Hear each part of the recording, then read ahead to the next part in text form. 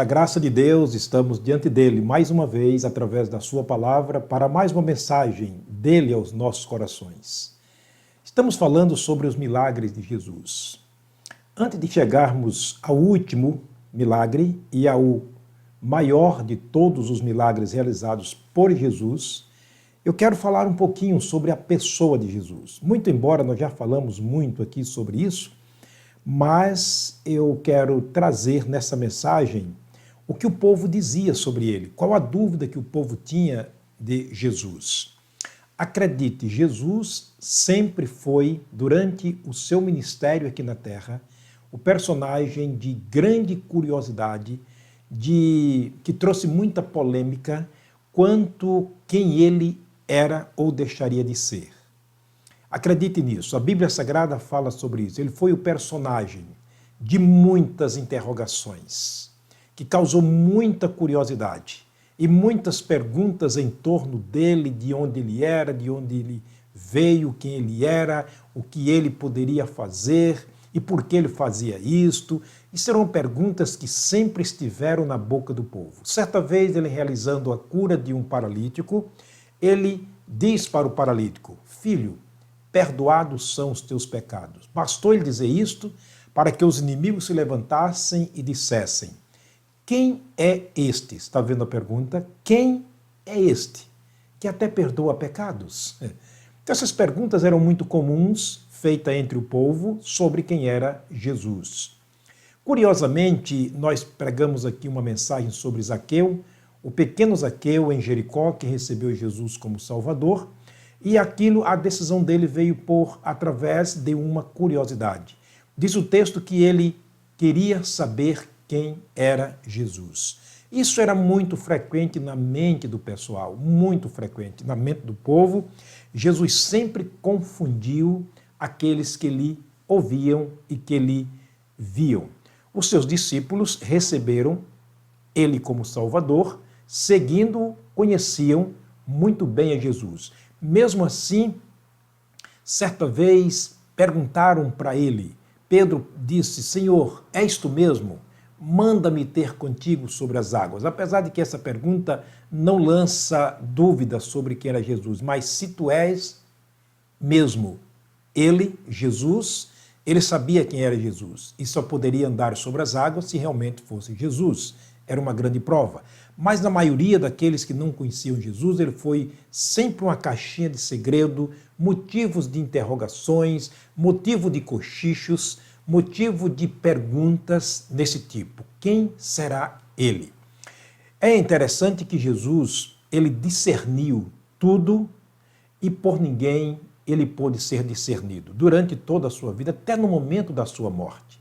Paulo escreveu sobre este assunto aos Coríntios, capítulo 2, ele diz, olha, aquele que tem o Espírito de Deus, ele discerne tudo muito bem e por ninguém é discernido, porque quem tem o Espírito de Deus tem a mente de Deus. Jesus não apenas tinha o Espírito de Deus, não apenas tinha a mente de Deus, mas ele era o próprio Deus. Por isso ficava muito difícil e até impossível para os incrédulos crer nele e recebê-lo como Senhor e Salvador. Será que não tem sido isto a dúvida que tem parado no seu coração quando você ouve falar sobre Jesus e você não tem coragem de tomar uma decisão porque fica sem saber se realmente este Jesus é o Filho de Deus? Quem sabe pode ser esta o entrave da sua vida. Vamos ver aqui algumas coisas interessantes sobre essa questão de quem é Jesus. Certa vez Jesus virou para os seus discípulos e disse: o que vocês dizem? O que vocês ouvem por aí que os homens falam sobre mim? O que eles dizem que eu sou? Logo um deles levantou e disse: Senhor, olha, eles estão dizendo que o Senhor é um dos profetas. Outro disse, mas outros dizem que o Senhor é Elias, que ressuscitou e está fazendo esses milagres. E Pedro levantou e disse: Senhor, tu és o Cristo, o Filho do Deus vivo. Você está vendo a diferença de quem crê em Jesus, de quem tem Jesus, a afirmativa que ele faz? Pedro, discípulo do Senhor Jesus e apóstolo, ele disse: tu és o Cristo. ele não estava se referindo apenas ao Jesus homem, mas ele estava se referindo ao Jesus Deus, o Deus que se fez carne e habitou entre nós. Naquele momento, Jesus olha para Pedro e disse: bem-aventurado és tu, Pedro, é porque tu não revelaste o sangue nem a carne. Tu não fizeste alusão ao meu nascimento, embora virginal, de uma mulher. Tu não estás fazendo alusão a mim como um homem qualquer, um homem comum, mas tu citaste aqui o Filho de Deus, o Cristo, o Salvador do Deus vivo. Tu revelou meu Pai. Os milagres de Jesus, a vida de Jesus, sempre foi direcionada nesse sentido, glorificar o nome de Deus. Portanto, estas e outras muitas perguntas eram feitas durante todo o ministério que Jesus esteve aqui. E Jesus se vira para os seus discípulos e diz: bem, já que o povo dizem que eu sou um dos profetas, sou Elias, e vocês? O que vocês dizem que eu sou? Então, na verdade, foi quando Pedro se levanta e diz isto, de próprio punho, por causa de uma consciência pura, verdadeira, uma consciência bíblica, uma visão bíblica de que ele era o Cristo, não apenas o homem Jesus, mas ele era o Senhor da glória. Certa vez perguntaram para Jesus: até quando, Senhor, tu vai deixar a nossa alma em suspensa?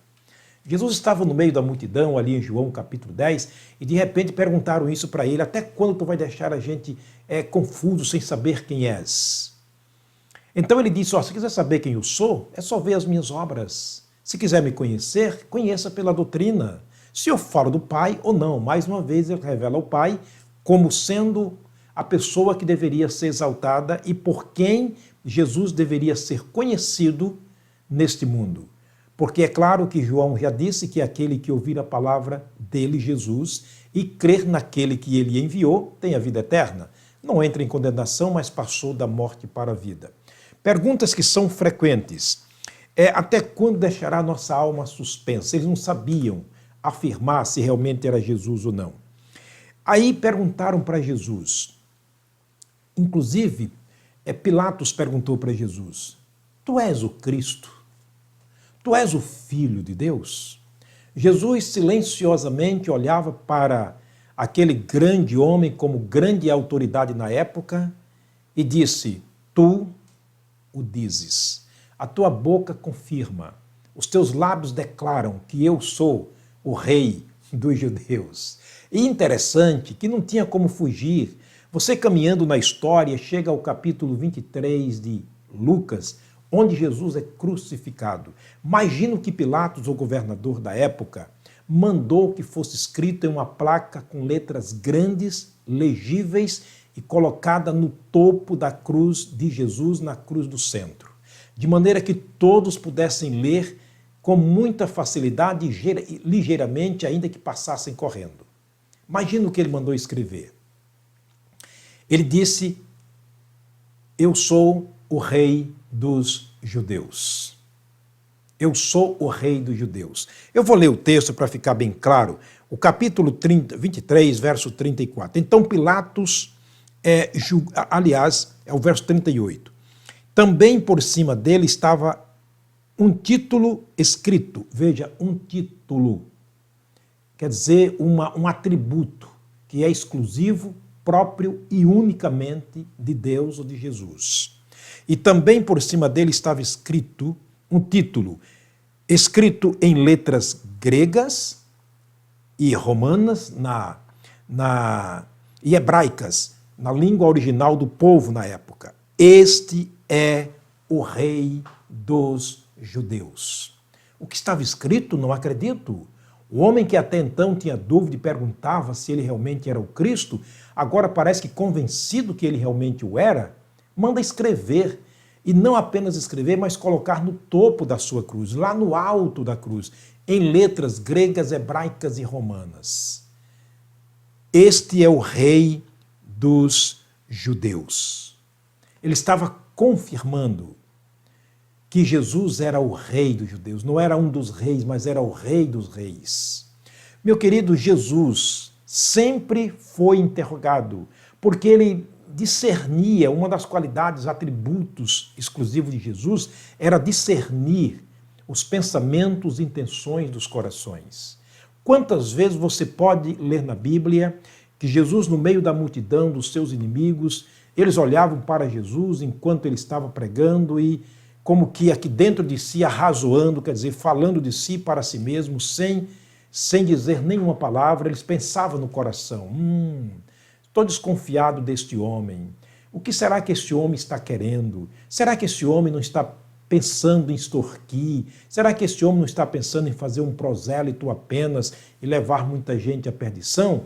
E eles eram surpreendidos quando Jesus olhava para eles e dizia: o que vocês estão pensando de mim no seu coração? Olha que coisa fantástica. O que vocês estão pensando de mim no seu coração? Por que arrazoais entre vocês mesmos dizendo isso de mim? Então eles eram pegos de surpresa naquele momento, mas Jesus nunca, porque Jesus sabia o que estava no coração do homem. Ele disse certa vez: não precisa ninguém testificar do homem para mim. Não precisa alguém vir dizendo: olha, Jesus, alguém está dizendo isso de ti, alguém disse aquilo, alguém está pensando isso. Não, ele diz: eu sei o que está no homem, porque eu e o Pai criamos o homem. Eu sei que o coração do homem sempre foi mau, ou má, desde a sua concepção. Sei que o seu coração foi mau desde a sua concepção. Portanto, Paulo disse: em nós não existe bem algum, de maneira nenhuma. Quem nos livrará do corpo desta morte? Jesus sempre foi. Ainda hoje, a gente percebe que ele é motivo de interrogação quando se prega a palavra de Deus. É verdade que, como naquele tempo, existe também hoje os falsários, aqueles que usam o nome de Jesus como um amuleto, que usam o nome de Jesus para fazer prosélito, que usam o nome de Jesus para fazer propaganda, que usam o nome de Jesus para levar-se o seu próprio nome, para fazer propaganda do seu ofício. Mas Jesus nunca usou desses meios para promover-se a si mesmo. Ele estava aqui para promover o nome do Pai, de Deus, e apresentá-lo como Deus a este mundo. Na verdade, João escreveu: ele é o verbo que se fez carne e habitou entre nós, e vimos a sua glória como a glória do unigênito do Pai. Nós vamos continuar falando sobre Jesus na segunda parte dessa meditação. E vamos ver e fazer aqui uma síntese de Jesus, de Gênesis ao Apocalipse, de maneira rápida, para que possamos compreender melhor quem era esse Jesus, que foi motivo de interrogações para o povo que viveu naquela época. Espero que você esteja entendendo e que você chegue à conclusão a se convencer, e não apenas se convencer, mas se converter ao Senhor, que muitas vezes não pode ser compreendido pela mente humana, nem sempre pode ser compreendido pela mente humana, a não ser pela mente espiritual. Paulo disse: o homem natural não compreende as coisas do Espírito. Nicodemos, no capítulo 3 de João, ele praticamente faz uma pergunta a Jesus, quem ele era. Quando ele diz: Senhor, eu sei que tu és um homem bom, um mestre, um homem vindo da parte de Deus e que ninguém pode fazer os sinais que tu fazes se Deus não estiver com ele. Jesus não é apenas homem, mas Nicodemos olhava e via-o como homem apenas. Foi quando Jesus, como Deus, responde para Nicodemos: na verdade te digo, que aquele que não nascer da água e do Espírito não pode entrar no reino de Deus. Foi que Nicodemos assustou e Jesus Cristo disse: Nicodemos, tu não pode entender as coisas espirituais porque tu és um homem carnal. E para entender as coisas espirituais tem que ser espiritual, porque a palavra de Deus se discerne de maneira espiritual na linguagem do apóstolo Paulo. Naquele momento ele perguntava: como, Senhor, isso pode acontecer? Voltar no ventre de minha mãe e nascer de novo? É quando ele afirma dizendo: não, Nicodemos, tem que nascer da água e da palavra. Jesus estava se referindo, quando ele diz a água, estava se referindo à palavra. Pedro completa dizendo: tendo nascido não de semente corruptível, mas da incorruptível pela palavra de Deus, a qual vive e permanece para sempre. A igreja do Senhor Jesus neste mundo está sendo lavada pela água através da palavra. Está escrito em Efésios capítulo 5, versos 26 e 27. para apresentar a si mesmo igreja gloriosa, sem mácula, nem ruga, nem coisa semelhante, mas santa e irrepreensível. Não há santificação fora da palavra de Deus, que é o próprio Jesus. Quando Jesus diz para Nicodemos que era necessário ele nascer da água, ele está dizendo que ele mesmo é a água da vida. Ele disse isso para a mulher samaritana. Aquele que crê em mim, como diz a Escritura, do seu interior correrão rios de água viva que passarão para a vida eterna. Ele é a água da vida, ele é o pão da vida. Portanto, não resta dúvida de que Jesus é Deus. Certa vez ele tirou a dúvida dos seus discípulos em João capítulo 10. Quando eles estavam interrogando e perguntando a si mesmo, ainda com algumas dúvidas, ele disse: eu e o Pai somos um. Para Filipe, ele disse também a mesma coisa. Quem vê a mim, vê o Pai, porque eu e o Pai somos um. Fica muito claro de que Jesus foi, na sua essência, Deus. O Deus que se fez carne e habitou entre nós. Para nós não há dúvida, para eles haviam. E para você, alguma dúvida? Se existe dúvida no seu coração quanto a isto, é impossível que receba dele a salvação. É necessário que creia que ele é, e que ele é galardoador daqueles que o buscam, que ele é o representante legal, a imagem expressa do Deus vivo. Veremos isto nas próximas mensagens, se Deus nos permitir. Espero que você esteja compreendendo. Deus te abençoe, Deus te guarde. Eu quero terminar orando. Pai, obrigado por Jesus ter vindo a este mundo como Deus que ele era, vivido aqui como Deus, embora na pessoa de um homem, o homem encarnado que viveu entre nós, mas agradecemos pela compreensão total que através da tua palavra podemos ter, temos e teremos sempre de Jesus, como ele é, foi, é e será o Cristo, o Filho do Deus vivo. Obrigado, Deus, pelas pessoas que estão me assistindo. Fala os seus corações, abre as suas mentes, convence-as e que elas se convertam ao Senhor para a salvação. Esta é minha oração no nome do Senhor Jesus, o Filho de Deus. Amém. Muito obrigado, meu querido, meu irmão. Voltarei, se Deus permitir, na segunda parte dessa dissertação sobre Jesus, para que tenhamos uma completa compreensão bíblica de quem realmente ele é.